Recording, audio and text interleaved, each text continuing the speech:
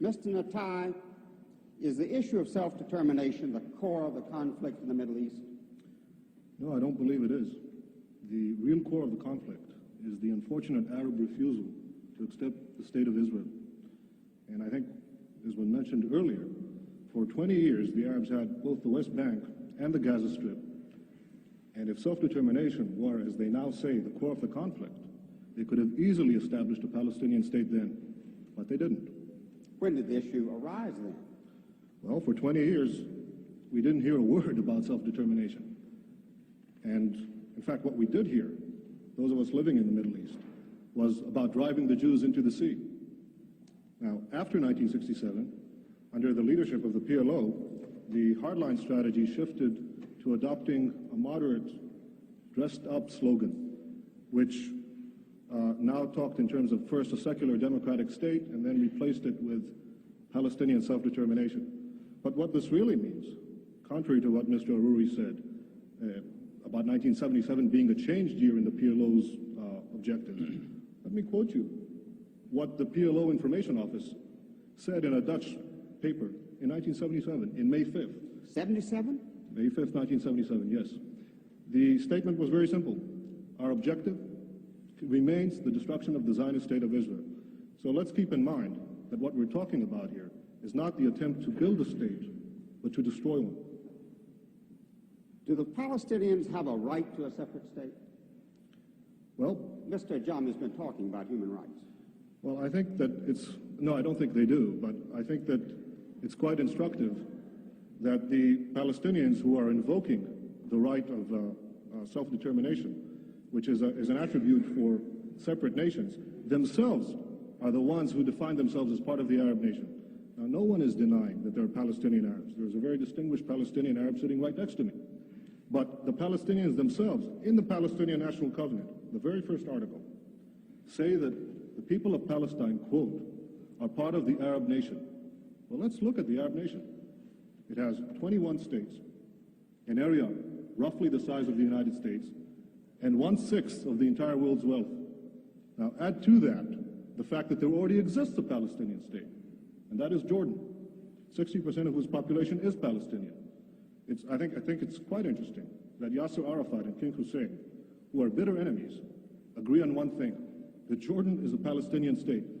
So what we're talking about is a demand for a 22nd Arab state and a second Palestinian state. What should be done with the Palestinians on the West Bank? There's a problem, so what should be done about it, in your opinion? Well, I think that the Palestinians in the West Bank are going to be offered the full human rights, the full civil rights, as no Arabs are offered in the Middle East. No Arabs whatsoever have any full human rights or the right to vote for their own government. Those Arabs who lived in Israel in the pre-67 boundaries are the only Arabs in the Middle East who are offered that right, and I'm all in favor of having the same Arabs living in the West Bank and the Gaza Strip being offered such a right in the final peace agreement. Can we have peace in the Middle East? Very briefly, please. Yes, I sincerely hope so. Look, I'm 28 years old. I've had to defend my country in 2 wars and in many battles. Nobody wants peace more than Israel. But the stumbling block to the road for peace is this demand for a PLO state, which will mean more war, which will mean more violence in the Middle East. And I sincerely believe, if this demand is abandoned, we can have real and genuine peace. Thank you. Thank you. Thank you, Mr. President. Now we'll go to Mr. Ajami. Mr. Ajami, some questions from Mr. Netanyahu. Mr. Netanyahu, you've told everyone that the Palestinians on the West Bank and the Gaza Strip will enjoy full human rights. Could you tell me how that's compatible with the presence of Israeli forces in their midst? Well, the Arabs living now under the Arabs who lived in Israel, 400,000 of them, 400,000, between 1948 and 67, as I said earlier, certainly enjoy full human rights. And as I said, I'm not talking about the Arabs in Israel. I'm talking about the Arabs on the West Bank and the Gaza Strip. If you let me, I'll answer your question, Mr. Ajami, please. The Arabs living in Israel are the only ones who are entitled to vote for their governments, the only ones who have representative in a parliament in the entire Middle East. Now, it's true that the West Bank and the Gaza Strip are now undergoing a period of transition.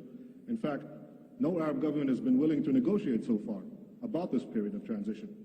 And I think that when this transition, when negotiation period is ended, there is no reason why under either Jordanian citizenship or Israeli citizenship, these Arabs will not have the full human rights, the right to vote for their representatives, as the Arabs in Israel do, as hopefully all the Arabs in the Middle East will do someday. Mr. Natai, does the state of Israel itself accept that the people on the West Bank and the Gaza Strip have the right to vote on whatever future they choose? Well, Mr. Ajami, I just outlined that in the event that this negotiation process will continue, I'm sure that what we're talking about is in fact eventual citizenship of some kind, either Jordanian or Israeli or in any other arrangement in which these people will certainly vote. Mr. Natai, you've given yourself the right to determine that you are an Israeli, but you've also given yourself the right to negate the other entity, which I think is not somehow consistent with global practice at this time, is it? Mr. Ajami, I have never rejected another entity, nor have I ever declared my intent to destroy it, least of all the Palestinian Arabs, who I fervently want to live in peace with. All I'm saying is that it is the Palestinian Arabs themselves, their leaders, Arafat, Muhsin, who Morris Abrams quoted earlier, Farouk Kadumi, the number 2 man in the PLO, these are the ones who say they are part of the Arab nation. These are the ones who say they already have a Palestinian state. There is no right to establish a second one on my doorstep, which will threaten my existence. There is no right whatsoever. Okay, Mr. Natai, you seem like a very patriotic Israeli. Does not the fact of Israeli dependence upon the U.S. in order to maintain its occupation on the West Bank and the Gaza, does this not trouble you at all? Mr. Ajami, you asked me as a patriotic Israeli, and I'll answer as someone who has fought in the Middle East. One of the things that I think is unique about Israel, in terms of all America's allies, is that it is perhaps the only one who has taken care of itself so far. And I would think that America, in fact, it's not a one-way street, Israel taking from the United States. Israel is giving the United States an extraordinary bargain in the Middle East. It's the one stable democratic ally which the United States can count on. Mr. Natai, inasmuch as you're a Zionist and are committed to a Jewish state, given the fact that demographic predictions tell us that there will be an Arab majority within the current borders of Israel, does this not challenge the foundations of the very state which you are committed to? I know of the latest population figures, that actually show a decrease in the Arab birth rate, particularly in the West Bank and the Gaza Strip, as a result of the higher education and the universal education for women that didn't exist prior to Israel, prior to 1967. Now, if you ask me, would I reject Palestinians or Arabs living in our midst? Ridiculous. Of course not. They're citizens of Israel.